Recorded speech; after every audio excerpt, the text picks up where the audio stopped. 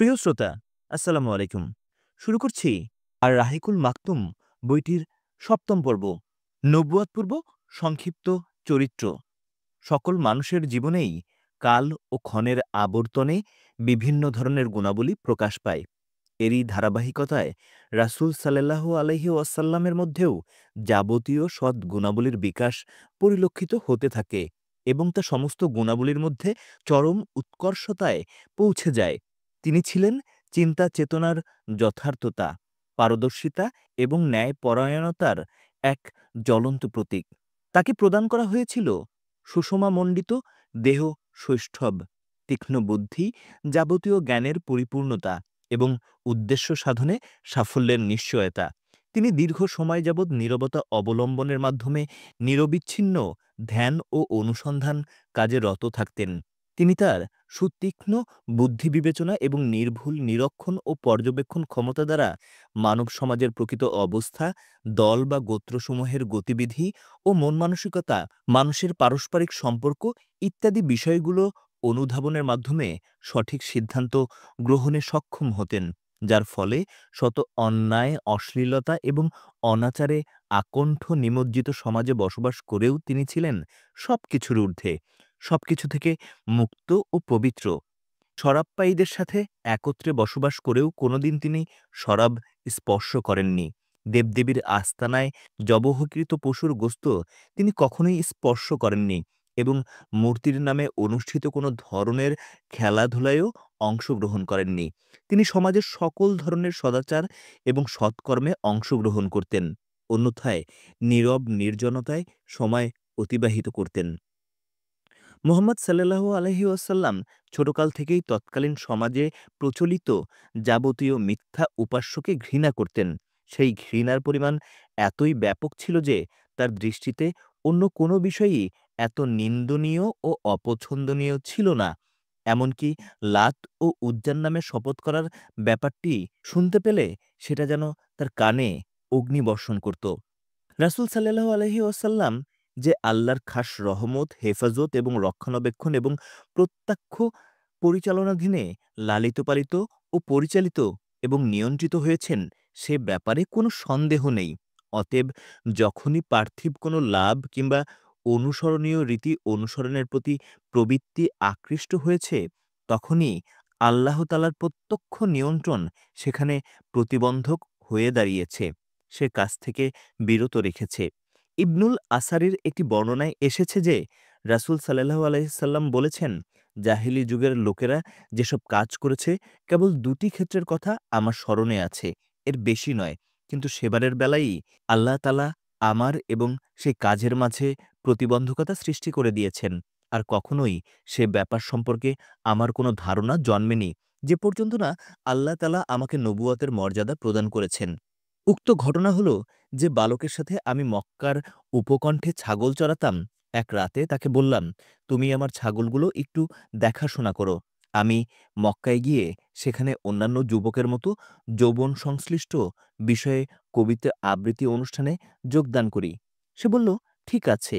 এরপর আমি বের হলাম এবং তখনও মক্কার প্রথম ঘরের নিকটেই ছিলাম। এমন সময় কিছু বাদ্যযন্ত্রের শব্দ কানে এসে লাগল। আমি জিজ্ঞেস করলাম, কোথা থেকে এই বাদ্যযন্ত্রের শব্দ ভেসে আসছে? লোকেরা বলল, অমুকের বিয়ে হচ্ছে, তারই বাজনা বাজছে।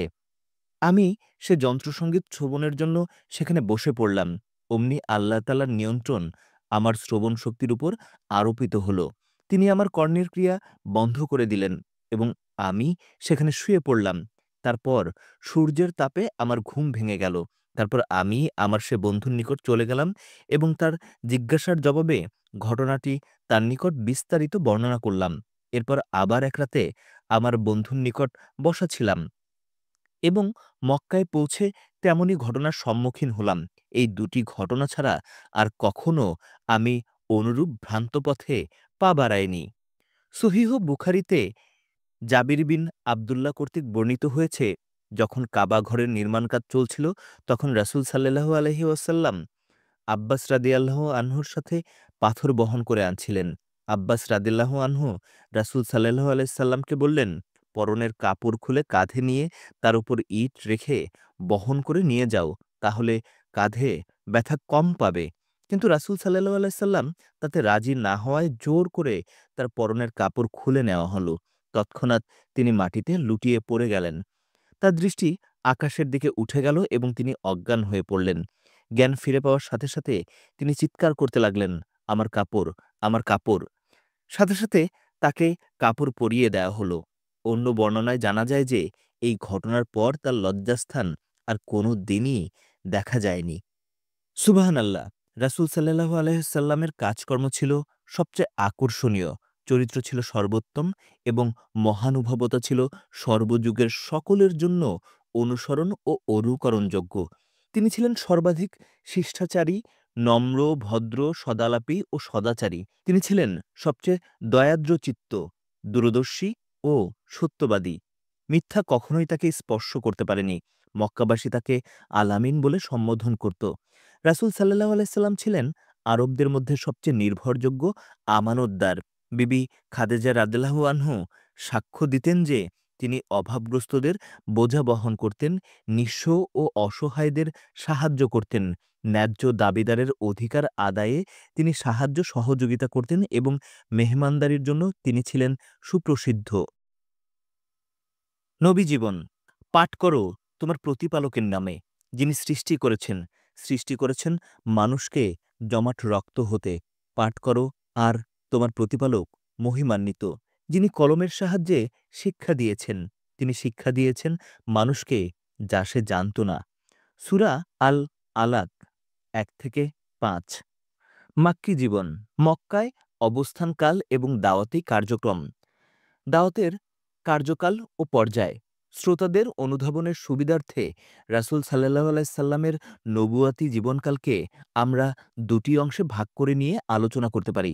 কাজকর্মের প্রক্রিয়া এবং সাফল্য ব্যর্থতার প্রেক্ষাপট বিবেচনা করলে দেখা যাবে যে এর এক অংশ আর এক অংশ থেকে একেবারেই ভিন্নধর্মী এবং ভিন্নতর বৈশিষ্ট্যতম।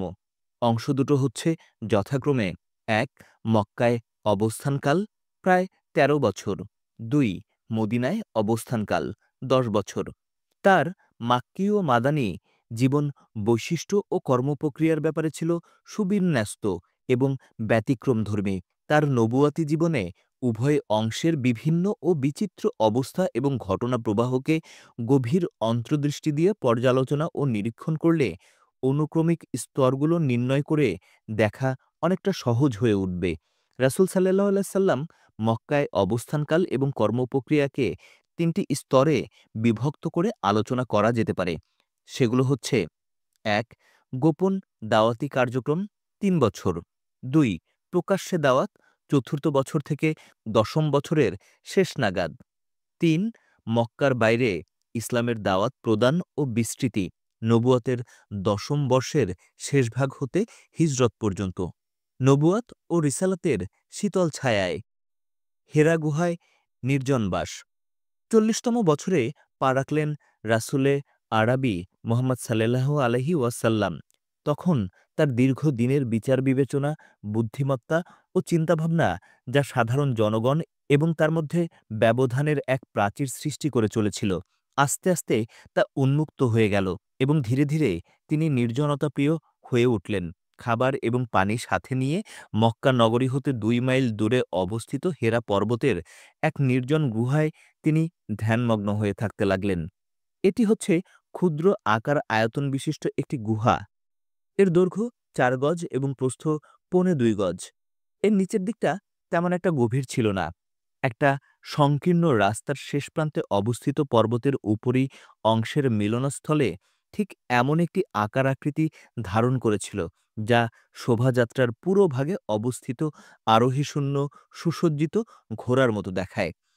তিনি যখন সেখানে গমন করতেন তখন খাদিজা রাদিয়াল্লাহু আনহু তার সাথে যেতেন এবং নিকটবর্তী কোনো জায়গায় অবস্থান করতেন। পুরো রমজান মাস তিনি হেরা গুহায় অবস্থান করতেন। রাসূল সাল্লাল্লাহু আলাইহি ওয়াসাল্লাম দুস্থ ও অসহায় মুসাফিরদের খাবার খাওয়াতেন এবং অবশিষ্ট সময় আল্লাহ তাআলার ইবাদত বন্দিগিতে লিপ্ত থাকতেন।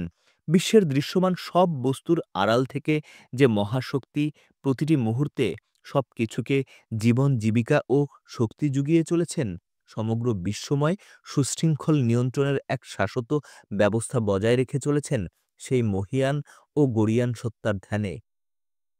ধ্যানের ফলে তার অন্তরে দারুণ প্রতিক্রিয়ার সৃষ্টি হতো, কিন্তু তার সামনে এমন কোনো পথ খোলা ছিল না যে পথ ধরে তিনি শান্তি ও স্বস্তির সাথে পদাচারণা করতে সক্ষম হতেন। রাসূল সাল্লাল্লাহু আলাইহি সাল্লামের নির্জনপ্রিয়তা ছিল প্রকৃতপক্ষে আল্লাহ তাআলার ব্যবস্থাপনারই একটা অংশ।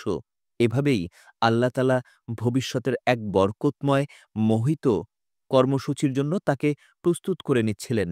যে আত্মার নসিবে নবুয়তরূপী এক মহান আসমানী নিয়ামত নির্ধারিত হয়ে গিয়েছে এবং যিনি পথভ্রষ্ট ও অধঃপতিত মানুষকে সঠিক পথ নির্দেশনা দিয়ে করবেন ধন্য, তার জন্য যথার্থই প্রয়োজন সমাজ জীবনের যাবতীয় ব্যস্ততা, জীবনযাত্রা নির্বাহের যাবতীয় ঝামেলা এবং সমস্যা থেকে মুক্ত হয়ে নির্জনতা অবলম্বনের মাধ্যমে আল্লাহ তাআলার নৈকট্য লাভ করা।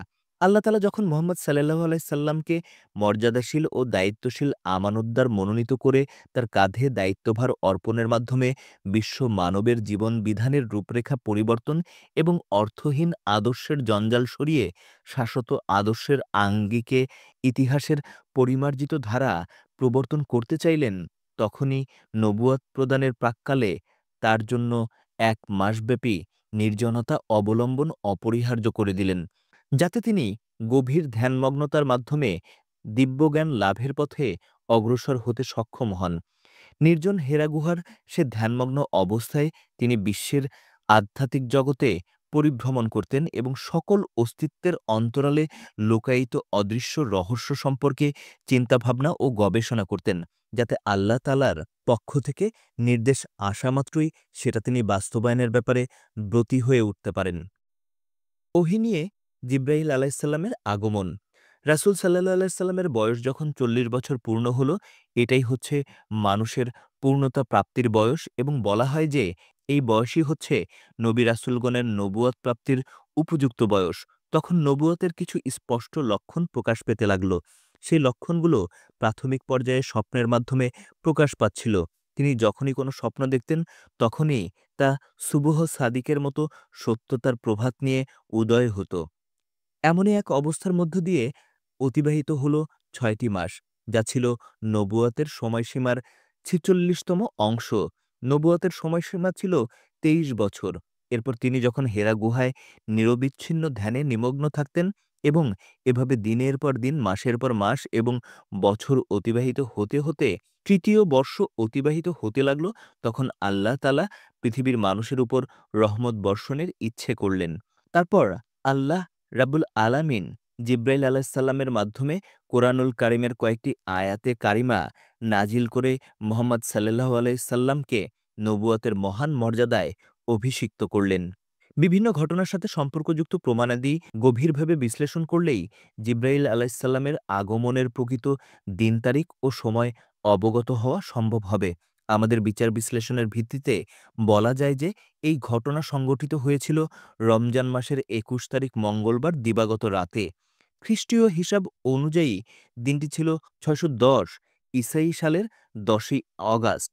চন্দ্রমাসের হিসাব অনুযায়ী রাসূল সাল্লাল্লাহু আলাইহি সাল্লামের বয়স ছিল ৪০ বছর ৬ মাস ১২ দিন এবং সৌর হিসাব অনুযায়ী ছিল ৩৯ বছর ৩ মাস ২০ দিন। ওহী নাজিলের তারিখ।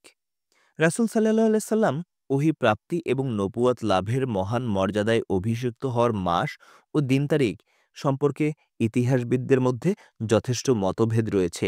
অধিক সংখ্যক ঐতিহাসিক এই ব্যাপারে অভিন্ন মত পোষণ করে থাকেন যে মাসটি ছিল রবিউল আউয়াল, কিন্তু অন্য এক দল বলেন মাসটি ছিল রমজানুল মোবারক।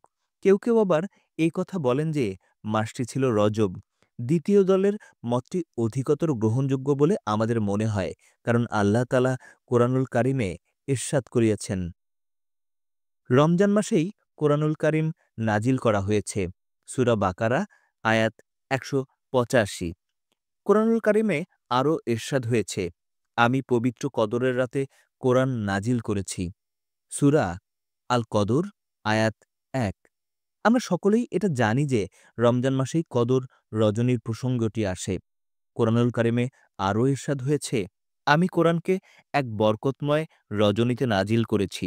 নিশ্চয়ই আমি মানুষকে বিপদ হতে সতর্ককারী। সূরা আদ-দুখান আয়াত ৩। দ্বিতীয় মতটি গ্রহণযোগ্য হওয়ার আরও একটি কারণ হচ্ছে নবী করিম সাল্লাল্লাহু আলাইহি সাল্লাম রমজান মাসেই হেরা গুহায় অবস্থান করতেন। অধিকাংশ যারা রমজান মাসে ওহী অবতীর্ণ হওয়ার কথা বলেছেন, কোন তারিখে তা অবতীর্ণ হয়েছিল সে ব্যাপারেও বিভিন্ন মত ব্যক্ত করেছেন। কেউ বলেছেন রমজান মাসের ৭ তারিখে, কেউ বলেছেন ১৭ তারিখে, কেউ বা আবার বলেছেন ১৮ তারিখে অবতীর্ণ হয়েছে। আমার মতে ২১শে রমজান এজন্য গ্রহণযোগ্য যে, যদিও এর সপক্ষে কেউ নেই, তবুও অধিক সংখ্যক চরিতকার এই ব্যাপারে একমত হয়েছে যে, রাসূল সাল্লাল্লাহু আলাইহি সাল্লামের নবুয়ত প্রাপ্তির দিনটি ছিল সোমবার। এর সমর্থন পাওয়া যায় আবু কাতাদারের বর্ণনা থেকে। যখন রাসূল সাল্লাল্লাহু আলাইহি সাল্লামের নিকট সোমবারের রোজা সম্পর্কে জিজ্ঞেস করা হলো, তিনি উত্তর দিয়েছিলেন যে, এই হচ্ছে সেই দিন যেদিন আমি ভূমিষ্ঠ হয়েছিলাম এবং আমার নিকট ওহী নাজিল করে আমাকে নবুয়ত প্রদান করা হয়েছিল। সে রমজান মাসে সোমবার হয়েছিল ৭, ১৪, ২১ এবং ২৮ তারিখগুলোতে। এদিকে সহিহ হাদিস সূত্রে এটা প্রমাণিত ও স্বীকৃত হয়েছে যে, পবিত্র কদর রাত্রি রমজান মাসের শেষ ১০ দিনের মধ্যে বেজোর রাত্রিগুলোকেই ধরা হয়ে থাকে। এখন আমরা একদিকে কোরআন কারিম থেকে অবগত হচ্ছে যে, আল্লাহ তাআলা বলেছেন, আমি কদরের রাত্রিতে কোরআনুল কারিম অবতীর্ণ করেছি। তাছাড়া আবু কাতাদার বর্ণিত হাদিস সূত্রে জানা যায় যে, রাসূল সাল্লাল্লাহু আলাইহি সাল্লাম সোমবার দিবস নবুয়তপ্রাপ্ত হয়েছিলেন। তৃতীয় সূত্রে পঞ্জিকার হিসেবে জানা যায়, ওই বছর রমজান মাসে কোনো তারিখ সোমবার ছিল। অতএব নির্দিষ্টভাবে জানা যায় যে, নবী করিম সাল্লাল্লাহু আলাইহি সাল্লাম নবুয়তপ্রাপ্ত হয়েছিলেন ২১শে রমজানের রাত্রিতে। সুতরাং এটিই ছিল ওহী অবতীর্ণ হওয়ার প্রথম তারিখ। আসুন এখন আমরা উম্মুল মুমিনিন আয়েশা রাদিয়াল্লাহু আনহুর বর্ণনা থেকে বিস্তারিত বিবরণ জেনে নেই। এটা নৈসর্গিক নূর বা আসমানি দীপ্তির মর্মে এমনই এক আলোকরশ্মি যা প্রকাশের সাথে সাথে অবিশ্বাস ও ভ্রষ্টতার অন্ধকার বিদূরিত হতে থাকে, জীবনের গতিধারা পরিবর্তিত হতে থাকে এবং ইতিহাসের পট পরিবর্তিত হয়ে নতুন অধ্যায়ের সৃষ্টি হতে থাকে। আয়েশা রাদিয়াল্লাহু আনহু বলেছেন, রাসূল সাল্লাল্লাহু আলাইহি সাল্লাম এর নিকট ওহী নাজিল হওয়া শুরু হয়েছিল স্বপ্নযোগে। তিনি সে স্বপ্নই দেখতেন, তা প্রভাতরশ্মির মতো প্রকাশিত হতো। তারপর আস্তে আস্তে তিনি নির্জনতা পছন্দ করতে লাগলেন। নিরবিচ্ছিন্ন নির্জনতায় ধ্যানমগ্ন থাকার সুবিধার্থে তিনি হেরা গুহায় অবস্থান করতেন। কোনো সময় ঘরে না এসে রাতের পর রাত তিনি ইবাদতবন্দেগী এবং গভীর ধ্যানে নিমগ্ন থাকতেন। এজন্য খাদ্য এবং পানীয় সাথে নিয়ে যেতেন। সেগুলো ফুরিয়ে গেলে পুনরায় তিনি ঘরে ফিরে আসতেন। ঘরে তিনি স্থির থাকতে পারতেন না। যেহেতু হেরা গুহার নির্জনতার জন্য তার মন অস্থির হয়ে উঠত, তাই আগের মতো খাদ্য এবং পানীয় সাথে নিয়ে পুনরায় তিনি হেরা গুহায় গিয়ে ধ্যানে মগ্ন হতেন। ওহী নাযিলের মাধ্যমে তার নিকট সত্য প্রকাশিত না হওয়া পর্যন্ত এভাবেই তিনি হেরা গুহায় নির্জনতায় অবস্থান করতে থাকেন। এমনইভাবে একদিন তিনি যখন ধ্যানমগ্ন অবস্থায় ছিলেন, তখন আল্লাহর দূত জিব্রাইল আলাইহিস সালাম তার নিকট আগমন করে বললেন, আপনি পড়ুন। তিনি বললেন, আমি পড়তে জানি না। জিব্রাইল আলাইহিস সালাম তাকে অত্যন্ত শক্তভাবে ধরে আলিঙ্গন করলেন এবং ছেড়ে দিয়ে বললেন, আপনি পড়ুন। রাসূল সাল্লাল্লাহু আলাইহি সাল্লাম জবাব দিলেন, আমি পড়তে জানি না। জিব্রাইল আলাইহিস সালাম তারপর তৃতীয় দফায় তাকে জড়িয়ে ধরে ছেড়ে দিয়ে বললেন, আপনি পড়ুন। পড়ুন সে প্রভুর নামে, যিনি মানুষকে রক্তপিণ্ড থেকে সৃষ্টি করেছেন। পড়ুন সেই প্রভুর নামে, যিনি অত্যন্ত দয়ালু, যিনি কলমের মাধ্যমে শিক্ষা দিয়েছেন। তিনি মানুষকে তা শিক্ষা দিয়েছেন যা সে জানত না। সূরা আলাক আয়াত ১ থেকে ৫ পর্যন্ত। তারপর ওহীর আয়াতগুলো হৃদয়ে ধারণ করে রাসূল সাল্লাল্লাহু আলাইহি সাল্লাম কিছুটা অস্থির ও কম্পিত মনে খাদিজা বিনতে খুলাইদের নিকট প্রত্যাবর্তন করলেন এবং বললেন, আমাকে বস্ত্রাবৃত করো, আমাকে বস্ত্রাবৃত করো। খাদিজা রাদিয়াল্লাহু আনহু তাকে বস্ত্রাবৃত করলেন। এভাবে কিছুক্ষণ থাকার পর তার অস্থিরতা ও হৃদয়কম্পন প্রশমিত হলে তিনি তার সহধর্মিণীকে হেরা গুহার ঘটনা সম্পর্কে অবহিত করলেন। তার অস্থিরতার ভাব লক্ষ্য করে খাদিজা রাদিয়াল্লাহু আনহু তাকে আশ্বস্ত করে বললেন, "কোনো ভয় করবেন না, আপনি ধৈর্য ধারণ করুন। আল্লাহ কখনোই আপনাকে অপমান করবেন না। আত্মীয়-স্বজনদের সাথে আপনি সুসম্পর্ক রক্ষা করে চলেন। অভাবগ্রস্তদের অভাব মোচনের চেষ্টা করেন। অসহায়দের আশ্রয় প্রদান করেন। মেহমানদের আদর আপ্যায়ন করেন এবং ঋণগ্রস্তদের ঋণের দায় মোচনে সাহায্য করেন। নিশ্চয়ই আল্লাহ আপনাকে অপদস্থ করবেন না। তিনি আপনাকে অপদস্থ করতে পারেন না।" এরপর খাদিজা রাদিয়াল্লাহু আনহু তাকে নিজের চাচাতো ভাই ওয়ারাকা বিন নওফল বিন আসাদ বিন আব্দুল উজ্জার নিকট নিয়ে গেলেন। জাহেলি যুগে ওয়ারাকা খ্রিস্টধর্ম গ্রহণ করেছিলেন এবং ইরানি ভাষায় পড়তে ও লিখতে শিখেছিলেন। একসময়ে তিনি ইব্রানি ভাষায় কিতাবও লিখতেন। কিন্তু যে সময়ের কথা বলা হচ্ছে সে সময় তিনি অত্যন্ত বৃদ্ধ এবং অন্ধ হয়ে গিয়েছিলেন। খাদিজা রাদিয়াল্লাহু আনহু তাকে বললেন, "ভাইজান, আপনি আপনার ভাতিজার কথা শুনুন। তিনি কি যেন সব কথাবার্তা বলছেন এবং অস্থির হয়ে পড়েছেন।" ওয়ারাকা বললেন, "ভাতিজা, বলো তো তুমি কি দেখেছ? কি হয়েছে তোমার?" রাসূল সাল্লাল্লাহু আলাইহি সাল্লাম যা কিছু প্রত্যক্ষ করেছিলেন এবং হেরা গুহায় যা ঘটেছিল সবকিছু সবিস্তরে বর্ণনা করলেন। সবকিছু শ্রবণের পর বিস্ময় বিহ্বল কণ্ঠে ওয়ারাকা বলে উঠলেন, "ইনিই তো সেই নামুস যিনি মূসার নিকটেও আগমন করেছিলেন।" তারপর বলতে থাকলেন, "হায় হায়! যেদিন আপনার স্বজাতি এবং স্বগোত্রীয় লোকেরা আপনার উপর নানাভাবে জুলুম অত্যাচার করবে এবং আপনাকে দেশ থেকে তাড়িয়ে দেবে, সেদিন যদি আমি শক্তিমান এবং জীবিত থাকতাম।" ওয়ারাকার মুখ থেকে একথা শোনার পর রাসূল সাল্লাল্লাহু আলাইহি সাল্লাম অবাক হয়ে জিজ্ঞেস করলেন, "কি বলছেন? ওরা কি আমার দেশ থেকে আমাকে তাড়িয়ে দেবে?" ওয়ারাকা বললেন, "হ্যাঁ, তারা অবশ্যই আপনাকে দেশ থেকে তাড়িয়ে দেবে।" তিনি আরও বললেন, "শুধু আপনার ক্ষেত্রেই নয়, অতীতেও এ ধরনের অনেক ঘটনা ঘটেছে। যখনই জনসমাজে সত্যের বার্তাবাহক কোনো নবী রাসূলের আগমন ঘটেছে, তখনই তার স্বগোত্রীয় লোকেরা নানাভাবে তার উপর জুলুম নির্যাতন চালিয়েছে এবং তাকে দেশ থেকে বিতাড়িত করেছে।" ওয়ারাকা আরও বললেন, "আপনি মনে রাখবেন, আমি যদি সে সময় পর্যন্ত জীবিত থাকি তাহলে আপনাকে সকল ধরনের সাহায্য সহযোগিতা করব।" কিন্তু এর অল্পকাল পরেই ওয়ারাকা মৃত্যুবরণ করেন। অন্যদিকে ওহী আসাও সাময়িকভাবে বন্ধ হয়ে যায়। ওহী বন্ধের সময়কাল। ইতোপূর্বে ওহী বন্ধ থাকার কথা প্রসঙ্গক্রমে উল্লেখ করা হয়েছে। এখন প্রশ্ন হচ্ছে, কতদিন যাবৎ ওহী বন্ধ ছিল? সে ব্যাপারে ইবনে সাদ আব্দুল্লাহ ইবনে আব্বাস রাদিয়াল্লাহু আনহু হতে একটি উদ্ধৃতি তুলে ধরেছেন। এতে বলা হয়েছে, মাত্র কয়েকদিনের জন্য ওহী বন্ধ ছিল। বিষয়টি বিভিন্ন দিক নিয়ে বিচার বিশ্লেষণ করলে উক্ত কথাটিকেই সর্বাধিক গ্রহণযোগ্য বলে বিবেচিত হয়। কোনো সূত্রে এই কথাটি প্রচারিত হয়ে আসছে যে ২.৫ থেকে ৩ বছর যাবৎ ওহী নাজিল বন্ধ ছিল। কিন্তু এই ব্যাপারে নির্ভরযোগ্য কোনো প্রমাণ না থাকায় এর গ্রহণযোগ্যতা নিয়ে বিভিন্ন প্রশ্ন ওঠে।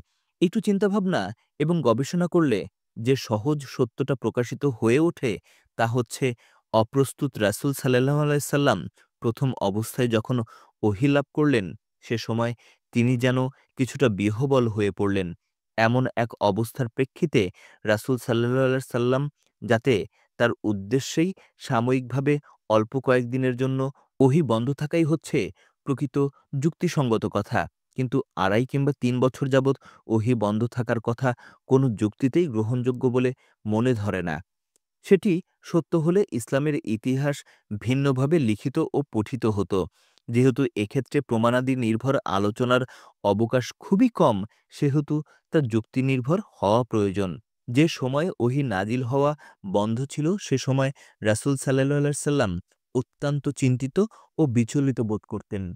সহিহ বুখারীতে স্বপ্নের ব্যাখ্যা পর্বে বর্ণিত হয়েছে, ওহী বন্ধ হয়ে গেলে রাসূল সাল্লাল্লাহু আলাইহি সাল্লাম এতই বিচলিত ও বিব্রত বোধ করতেন, তার দুশ্চিন্তা ও অস্বস্তিবোধ এতই বৃদ্ধি পেত যে পর্বত শিখর হতে লাফিয়ে পড়ে মৃত্যুবরণ করার জন্য তিনি মনস্থির করে ফেলতেন। কিন্তু এ উদ্দেশ্যে যখনই তিনি পর্বত শীর্ষে আরোহণ করেছেন, তখনই জিব্রাইল আলাইহিস সালাম বলতেন, "হে মুহাম্মদ, আপনি আল্লাহর সত্য নবী।" এ কথা শুনে তার মনে অস্বস্তিভাব স্থিমিত হয়ে আসত, মনে লাভ করতেন অনাবিল শান্তি। তারপর ফিরে আসতেন আপন ঘরে। পুনরায় কোনো সময় কিছুদিনের জন্য ওহী নাজিল বন্ধ থাকলে একই অবস্থার পুনরাবৃত্তি ঘটত। ওহী নিয়ে জিব্রাইল আলাইহিসসালামের পুনরাগমন। হাফেজ ইবনে হাজার আশকালানি রাদিয়াল্লাহু আনহু বলেছেন, রাসূল সাল্লাল্লাহু আলাইহি সাল্লামের উপর প্রথম ওহী নাজিল হওয়ার সময় তিনি কিছুটা ভয়-ভীতির সাথে বিস্ময়ে-বিহ্বত হয়ে পড়েন। তার মানসিকতার ক্ষেত্রে কিছুটা বিহ্বলতার ভাবও পরিলক্ষিত হতে থাকে। উক্ত প্রেক্ষিতেই আল্লাহ রাব্বুল আলামিন কিছুদিন ওহী নাজিল বন্ধ রাখেন, যাতে তিনি স্বাভাবিক অবস্থায় ফিরে আসার সুযোগ লাভ করেন। রাসূল সাল্লাল্লাহু আলাইহি সাল্লাম প্রথম ওহী নাজিলের সময় যে অসুবিধার সম্মুখীন হয়েছিলেন, তা থেকে মুক্ত হয়ে যখন মন মানসিকতার ক্ষেত্রে স্বাভাবিক হয়ে উঠলেন, তখন তার মনে এ ধারণা বদ্ধমূল হয়ে গেল যে তিনি আল্লাহর বার্তাবাহক বা রাসূল। তার নিকট যিনি ওহী নিয়ে আগমন করেছিলেন তিনি হচ্ছেন আসমানী দূত বা ওহীবাহক। এভাবে রহস্যাবৃত ব্যাপারটি যখন তার নিকট পরিষ্কার হয়ে গেল, তখনই তিনি পরবর্তী ওহী গ্রহণের জন্য উন্মুখ হয়ে অপেক্ষামান ছিলেন। ওহী গ্রহণের জন্য মানসিকভাবে যখন প্রস্তুত হয়ে গেলেন, তখন জিব্রাইল আলাইহিসসালাম পুনরায় ওহী নিয়ে আগমন করলেন।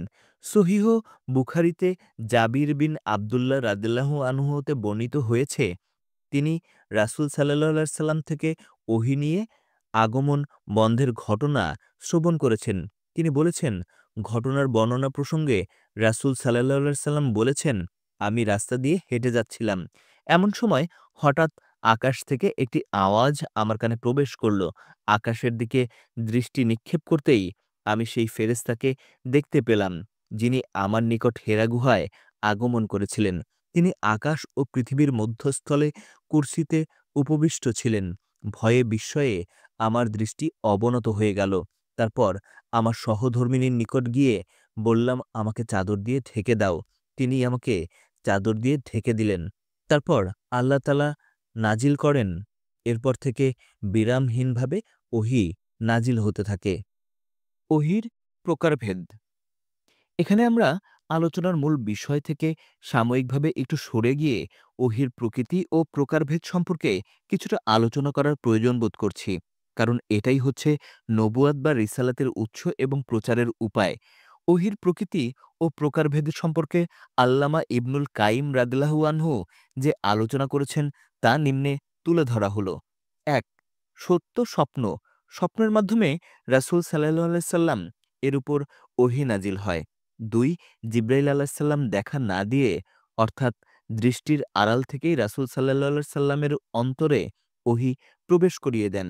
এ প্রসঙ্গে রাসূল সাল্লাল্লাহু আলাইহি সাল্লাম যেমনটি ইরশাদ করেছেন, জিব্রাইল আলাইহিস সালাম আমার অন্তরে এই কথা প্রবিষ্ট করিয়ে দিলেন যে, কোনো আত্মা সে পর্যন্ত মৃত্যুবরণ করবে না, যে পর্যন্ত তার ভাগ্যে যতটুকু খাদ্যের বরাদ্দ রয়েছে পুরোপুরিভাবে তা পেয়ে না যাবে। অতএব তোমরা আল্লাহকে ভয় করো এবং রুজি অন্বেষণের জন্য সৎপথ অবলম্বন করো। রুজি প্রাপ্তিতে বিলম্ব হওয়ায় তোমরা আল্লাহর অসন্তোষের পথে অন্বেষণে যেন প্ররোচিত না হও, কারণ আল্লাহর নিকট যা কিছু রয়েছে তা তার আনুগত্য ছাড়া পাওয়া যায় না। ৩. জিব্রাইল ফেরেশতা মানুষের আকৃতি ধারণ করে রাসূল সাল্লাল্লাহু আলাইহি সাল্লামকে সম্বোধন করতেন। তারপর তিনি যা কিছু বলতেন রাসূল সাল্লাল্লাহু আলাইহি সাল্লাম তা মুখস্থ করে নিতেন। এই অবস্থায় সাহাবীগণও জিব্রাইল আলাইহিস সালামকে দেখতে পেতেন। ৪. ওহী নাজিল হওয়ার সময় রাসূল সাল্লাল্লাহু আলাইহি সাল্লামের নিকট ঘণ্টা বাজার শব্দের মতো ঢং ঢং শব্দ শোনা যেত। ওহী নাজিলের এটাই ছিল সবচেয়ে কঠিন অবস্থা। ঢং ঢং ধ্বনির সংকেত প্রকাশ করতে করতে জিব্রাইল আলাইহিস সালাম ওহী নিয়ে আগমন করতেন এবং রাসূল সাল্লাল্লাহু আলাইহি সাল্লাম এর সাথে সাক্ষাৎ করতেন। ওহী নাজিলের সময় কঠিন শীতের দিনেও রাসূল সাল্লাল্লাহু আলাইহি সাল্লাম এর কপাল থেকে ঘাম ঝরতে থাকত। তিনি উষ্ঠের উপর আরোহণরত অবস্থায় থাকলে ওহীর ভারে অথবা চাপে উট মাটিতে বসে পড়ত। একদা এভাবে ওহী নাজিল হওয়ার সময় রাসূল সাল্লাল্লাহু আলাইহি সাল্লাম এর উরু যায়েদ বিন সাবিত রাদিয়াল্লাহু আনহুর উরুর উপর ছিল। তখন তার উরুতে এতই ভার অনুভূত হয়েছিল যে মনে হচ্ছিল যেন উরু অবশ হয়ে যাবে। ৫. রাসূল সাল্লাল্লাহু আলাইহি সাল্লাম জিব্রাইল ফেরেশতাকে কোনো সময়ে নিজের স্বাভাবিক আকৃতিতে দেখতে পেতেন এবং আল্লাহর ইচ্ছায় সে অবস্থাতেই তিনি তার নিকট ওহী নিয়ে আগমন করতেন। রাসূল সাল্লাল্লাহু সাল্লাম এর নবুয়তি জীবনে এমন অবস্থা দুবার সংঘটিত হয়েছিল, যা আল্লাহ তাআলা সূরা নাজমে উল্লেখ করেছেন। ৬ পবিত্র মিরাজের রাতে রাসূল সাল্লাল্লাহু সাল্লাম আকাশে অবস্থান করেছিলেন। সেই সময় আল্লাহ তাআলা সালাত এবং অন্যান্য বিষয় সম্পর্কে সরাসরি হুকুমের মাধ্যমে ওহী নাজিলের ব্যবস্থা করেছিলেন। ৭ আল্লাহ তাআলার সাথে রাসূল সাল্লাল্লাহু সাল্লামের সরাসরি কথোপকথন, যেমনটি হয়েছিল মুসা আলাইহিসসালামের সাথে। মুসা আলাইহিসসালামের সাথে যে আল্লাহ তাআলার সরাসরি কথোপকথন হয়েছিল, কোরআনে তা অকাঠ্যভাবে তুলে ধরা হয়েছে। কিন্তু আল্লাহ তাআলার সাথে রাসূল সাল্লাল্লাহু সাল্লামের কথোপকথনের ব্যাপারটি কোরআন মাজিদে নয়, হাদিসের মাধ্যমে প্রমাণিত হয়েছে। কোনো লোক পর্দা বা আবরণ ব্যতিরেকে আল্লাহ এবং তার রাসূল সাল্লাল্লাহু আলাইহি সাল্লাম সামনাসামনি কথোপকথনের মাধ্যমে ওহী নাজিলের অষ্টম রীতির কথা বলেছেন। কিন্তু ইসলামের আদিকাল থেকে আজ পর্যন্ত সর্বদা এই পদ্ধতিতে ওহী নাজিলের ব্যাপারে মতভেদ চলে আসছে। আল্লাহর হুকুম প্রচারের নির্দেশ। সূরায়ে মুদাচ্ছিরের প্রথম আয়াত হতে এখানে একটা আরবি শব্দ উল্লেখ করা হয়েছে, যেটা আমি পড়তে পারছি না। পর্যন্ত আয়াতের মধ্যে রাসূল সাল্লাল্লাহু সাল্লামকে যে নির্দেশ দেওয়া হয়েছে তা আপাতদৃষ্টিতে বাহ্যিকভাবে খুবই সংক্ষেপ এবং সরল মনে হতে পারে, কিন্তু প্রকৃতপক্ষে তা হচ্ছে খুবই গুরুত্বপূর্ণ এবং তাৎপর্যময়। এর মধ্যে নিহিত রয়েছে অনন্ত, অসীম ও চিরঞ্জীব স্রষ্টা, প্রতিপালক এবং প্রভুর শাশ্বত উদ্দেশ্যময় এক কর্মসূচির বাস্তবায়ন প্রক্রিয়ার প্রাথমিক নির্দেশনা। এই নির্দেশনার অন্তর্নিহিত বৈশিষ্ট্যগুলো হচ্ছে যথাক্রমে: ১ উল্লেখিত আয়াতগুলোর মাধ্যমে ভয়ভীতি প্রদর্শনের মোক্ষম উদ্দেশ্য হল পার্থিব জীবনে আল্লাহর ইচ্ছা বা আল্লাহ প্রদত্ত বিধিবিধানের প্রতিকূলে যারাই চলতে থাকবে তাদেরকে এর ভয়াবহ পরিণতি সম্পর্কে সজাগ করে তোলা। তাছাড়া আল্লাহ প্রদত্ত শাস্তির ভয়ে ভীত স্বতন্ত্র হয়ে তার মন ও মস্তিষ্কের মধ্যে যাতে আলোড়ন সৃষ্টি এবং ওলটপালট শুরু হয়ে যায়, সেটাও ছিল অন্যতম উদ্দেশ্য। ২ প্রভু প্রতিপালকের শ্রেষ্ঠত্ব, মহিমান্বিত মর্যাদা সম্পর্কে ঘোষণা দেওয়ার উদ্দেশ্য হচ্ছে এই যে পৃথিবীতে যেন আল্লাহ তাআলা ছাড়া অন্য কারোই বরত্ব কিংবা শ্রেষ্ঠত্ব স্থান না পায়, বরং অন্যান্য সকলের অর্থহীন অহংকার ও শ্রেষ্ঠত্বের ধারণাকে চুরমার করে দিয়ে আল্লাহর শ্রেষ্ঠত্বকে স্বীকৃতি দেয়া। ৩ পরিচ্ছেদের পবিত্রতা অর্জনের মূল প্রতিপাদ্য বিষয় হচ্ছে বাহ্যিক ও অভ্যন্তরীণ পবিত্রতা। বাহ্যিক পবিত্রতা বলতে বোঝায় দৈহিক পোশাক পরিচ্ছেদ এবং আনুষঙ্গিক অন্যান্য সব কিছুর পবিত্রতা। অভ্যন্তরীণ পবিত্রতা বলতে বোঝায় আত্মিক পবিত্রতা, যাবতীয় অন্যায়, অনাচার, অশ্লীলতা এবং কুলসতা থেকে মন, মস্তিষ্ক ও অন্তরকে পরিষ্কার করে নিয়ে আত্মার পূর্ণ পবিত্রতা অর্জনের মাধ্যমে আল্লাহর নৈকট্য লাভ করা। উপরন্তু সার্বিক পরিচ্ছন্নতা হাসিলের মাধ্যমে মানব গোষ্ঠীর জন্য এমন এক দৃষ্টান্ত সৃষ্টি করা, যাতে স্বচ্ছ সরল অন্তঃকরণের লোকেরা তার প্রতি আকৃষ্ট হয়ে সঠিক সত্যের সন্ধান লাভ করে এবং বক্র অন্তঃকরণের লোকদের অন্তর ভীত এবং কম্পিত হতে থাকে। এভাবে গোটা বিশ্বের মানুষ পক্ষে ও বিপক্ষে সকলেই আপনার প্রতি আকৃষ্ট হয়ে যাবে। ৪ উপকার করে তার বিনিময় গ্রহণ না করার প্রকৃত তাৎপর্য হচ্ছে আপন পরিশ্রম, প্রচেষ্টা বা কাজকর্মের দ্বারা অন্যের উপকার করার মধ্য দিয়ে নিজের শ্রেষ্ঠত্ব প্রমাণ করা কিংবা প্রাধান্য বিস্তার করার প্রতি যেন কোনোভাবেই গুরুত্ব না দেয়া হয়, বরং পরোপকারের মাধ্যমে নিজেকে বৃহত্তর ত্যাগের জন্য প্রস্তুত করে নেয়া। পরোপকারকে করণীয় কর্তব্য হিসেবে স্বীকার করে ক্রমাগতভাবে একের পর এক কাজ করে যাওয়ার এবং সর্বোপরি আল্লাহর সন্তুষ্টি লাভই হবে প্রধান উদ্দেশ্য। ৫ সূরার শেষ আয়াতটির মূল প্রতিপাদ্য হচ্ছে আল্লাহর দ্বীনের দাওয়াত এবং তাবলীগের কাজ আরম্ভ করার পর আপনার ও আপনার সঙ্গী সাথীদের উপর শত্রুদের পক্ষ হতে বিরোধিতা, বিদ্রূপ, ঠাট্টামশকরা ও নানা ধরনের জুলুম নির্যাতন অব্যাহতভাবে আসতে থাকবে। এমনকি আপনি এবং একাত্মবাদী বিশ্বাসী আপনার সঙ্গী সাথীগণকে হত্যা করে পৃথিবী থেকে নিশ্চিহ্ন করে দেওয়ার জন্য সর্বাত্মক প্রচেষ্টা চালানো হবে। সেসব বিপদাপদের মুখে আপনাকে শিলাখণ্ডের মতো অনড় অটল থাকতে হবে এবং চরম ধৈর্যের পরিচয় দিতে হবে। এক্ষেত্রে নিজের কৃতিত্বের প্রসঙ্গটি কোনোভাবেই মনে ঠাঁই দিবে না। পার্থিব কোনো লাভের প্রত্যাশাও সেখানে থাকবে না, বরং শুধু প্রভু প্রতিপালকের সন্তুষ্টি বিধান এবং তার দিনের উচ্চ মর্যাদা লাভের উদ্দেশ্যেই তা করতে হবে। আমাদের প্রতিপালক আল্লাহ কতই না মহান! এ সকল বিধিবিধান বাহ্যিক দৃষ্টিতে কতই না সহজ ও সরল সংক্ষিপ্ত। এর শব্দসমূহের গাঁথনি ও ব্যঞ্জন কতই না শান্তিপ্রদ ও আকর্ষণীয়।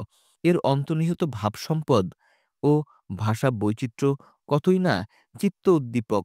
এর অন্তর্নিহিত উদ্দেশ্য এবং কর্মপ্রক্রিয়ার দিক দিয়ে ও সকল বিধিবিধান কতই না শ্রেষ্ঠ ও সম্মানিত। কিন্তু এর বাস্তবায়ন প্রক্রিয়া কতই না কঠিন, এর ফলাফল কতই না বিচিত্র বহুমুখী। এর প্রভাব ছড়িয়ে পড়বে গোটা পৃথিবীর আনাচে কানাচে। নানা সংঘাত ও সমস্যায় বাতিলের সঙ্গে জড়িয়ে পড়বে। অবস্থা হয়ে উঠবে শোচনীয়। শেষ পর্যন্ত বাতিল হবে পরাস্ত ও পর্যুদুস্থ। সত্যের মহিমা ভাস্বর হয়ে উঠবে দিক বিদিক। সংশ্লিষ্ট আয়াতসমূহে দাওয়াত তাবলীগের বিষয়াদি উল্লেখিত হয়েছে। ইনজার বা ভয় প্রদর্শন করা শব্দের অর্থ হচ্ছে আদম সন্তানদের কিছু কিছু কাজকর্ম আছে যার পরিণতি খারাপ, এবং সকলেই এটা অবগত আছে যে পৃথিবীতে মানুষকে তাদের সকল কৃতকর্মের প্রতিফল দেওয়া হয় না। এজন্য ইনজার শব্দের ভিন্নতর অর্থ ও আহ্বান হচ্ছে পৃথিবীর দিনগুলো ছাড়া এমন এক ভিন্নধর্মী কর্মফল দিবসের ব্যবস্থা রয়েছে, যেদিন প্রতিটি কর্মের বিনিময় যথার্থভাবে দেয়া হবে। সে দিবসটিই হচ্ছে প্রলয় দিবস, প্রতিদান দিবস, কর্মফল দিবস। উক্ত কর্মফল দিবসে বিনিময় বা কর্মফল দেওয়ার অপরিহার্য দাবি এবং তাৎপর্য হচ্ছে এই যে, আমরা পৃথিবীতে যে ধরনের জীবনযাপন করে থাকি, কর্মফল দিবসের মহাসন্ধিক্ষণ থেকে জীবন ধারণের দ্বারা ভিন্নতর হওয়া প্রয়োজন। অবশিষ্ট আয়াতসমূহে বান্দাদের নিকট থেকে এই দাবি ও প্রতিশ্রুতি আদায় করা হয়েছে যে তারা নির্ভেজাল একাত্মবাদের উপর দৃঢ়ভাবে দণ্ডায়মান থাকবে এবং জীবনযাপনের সকল ক্ষেত্রে আল্লাহর দরবারে নিজেকে সমর্পণ করে দিবে এবং নিজ প্রবৃত্তি দ্বারা পরিচালিত না হয়ে আল্লাহর ইচ্ছা অনুযায়ী প্রবৃত্তিসমূহকে নিয়ন্ত্রিত ও পরিচালিত করবে। আলোচ্য বিষয়টির সংক্ষিপ্তসার হচ্ছে যথাক্রমে: ক. আল্লাহর একাত্মবাদে দৃঢ়ভাবে বিশ্বাস স্থাপন করা। খ. শেষ বিচার দিবস সম্পর্কে অবিচল বিশ্বাস স্থাপন করা। গ.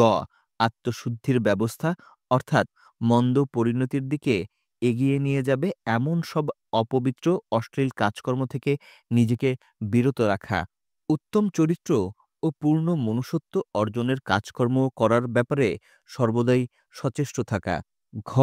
যাবতীয় কাজকর্ম সম্পাদনের ব্যাপারে আল্লাহ তাআলার নিকট আত্মসমর্পণ করা। ঙ.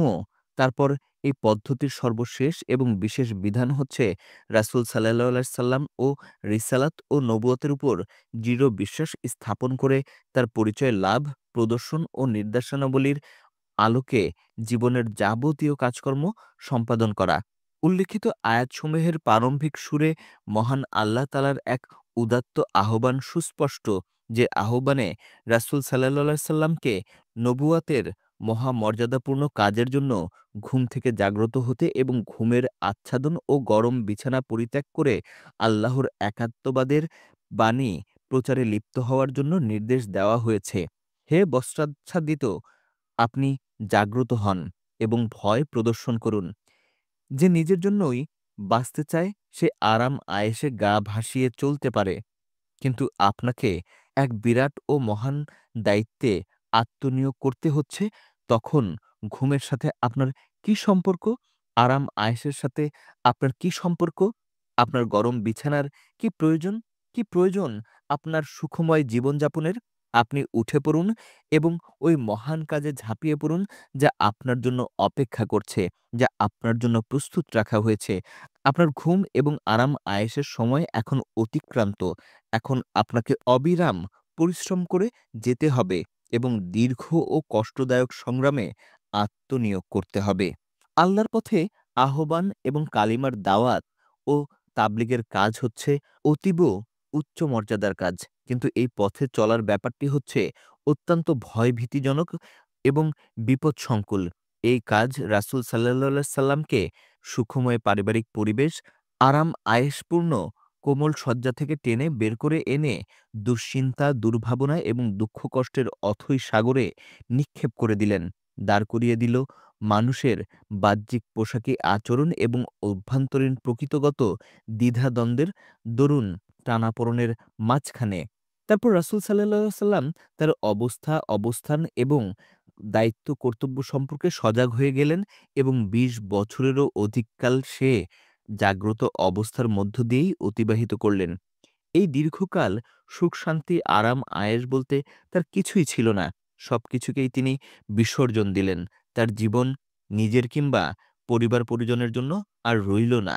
তার জীবন উৎসর্গিত হয়ে গেল আল্লাহর কাজ বাস্তবায়নের জন্য। তার কাজ ছিল আল্লাহর প্রতি বিশ্ববাসীকে আহ্বান জানানো। বিশ্বের বুক থেকে সর্বপ্রকার অসত্য, অন্যায় ও মিথ্যার মূলোৎপাটন করে ন্যায় ও সত্যের প্রতিষ্ঠার জন্য মানুষকে পথ প্রদর্শন করা। আল্লাহর পথে আহ্বান এবং সত্যের প্রতিষ্ঠা ইত্যাদি কথাগুলো আপাতদৃষ্টিতে ততটা কঠিন কিংবা দুঃসাধ্য মনে নাও হতে পারে। কিন্তু প্রকৃতপক্ষে এর চেয়ে কঠিন এবং কষ্টসাধ্য কাজ পৃথিবীতে আর কিছুই হতে পারে না। রিসালাতের আমানত হচ্ছে বিশ্বের বুকে সবচেয়ে দায়িত্বপূর্ণ এবং দুর্বহ আমানত। এ আমানত হচ্ছে এক পক্ষে বিশ্বময় মানবের চরম উৎকর্ষ ও বিকাশের আমানত এবং অন্য পক্ষে যাবতীয় বাতিল এবং গায়রুল্লাহর প্রভাব প্রতিহত করে তাকে ধ্বংস করার আমানত। সুতরাং তার কাঁধে যে বোঝা চাপানো হয়েছিল তা ছিল সমগ্র মানবতার বোঝা, সমস্ত মতবাদের বোঝা এবং ময়দানে ময়দানে জিহাদ ও তা প্রতিহত করার বোঝা। ২০ বছরেরও অধিককাল অবিরামভাবে তিনি ব্যাপক ও বহুমুখী সংগ্রামের মধ্য দিয়ে জীবন অতিবাহিত করেন। সে দীর্ঘকাল যাবৎ, অর্থাৎ যখন তিনি আসমানি আহ্বান শ্রবণের মাধ্যমে অত্যন্ত কঠিন ও কণ্টকময় দায়িত্ব লাভ করলেন, তখন থেকেই তাকে কোনো একটি অবস্থায় অন্য কোনো অবস্থা সম্পর্কে বিন্দুমাত্রও গাফিল কিংবা উদাসীন রাখতে পারেনি। আল্লাহ তাআলা তাকে আমাদের এই সমগ্র মানবতার পক্ষ থেকে উত্তম বিনিময় দান করুন।